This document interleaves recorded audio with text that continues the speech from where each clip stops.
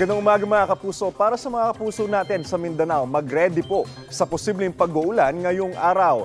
Base kasi sa rainfall forecast ng Metro Weather, umaga pa lang, uulan na ilang bahagi ng Caraga Region kasama po dyan ang Northern Mindanao, Davao Region at ang Basilan. Kung makita po natin dito sa rainfall map, halos buong Mindanao po ang uulanin ngayong araw.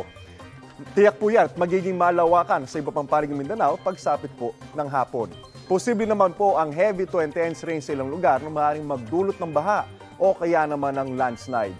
Uulanin din ang ilang bahagi ng Aurora, kasama po dyan ang Quezon, ang Mindoro, Bicol Region at ang buong halos Eastern Visayas. Mababa naman po ang tsansa ng ulan ngayong araw dito sa Metro Manila. Easterlies pa rin po ang magdadala ng pag-uulan sa bansa ngayong Huwebes, ayon po yan sa Pag-asa.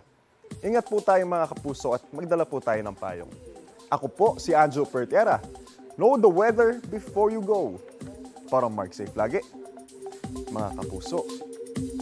Kapuso, para laging una ka sa mga balita, bisitahin at mag-subscribe sa GMA Integrated News sa YouTube. Sa mga kapuso abroad, samahan nyo kami sa GMA Pinoy TV at sa www.gmanews.tv.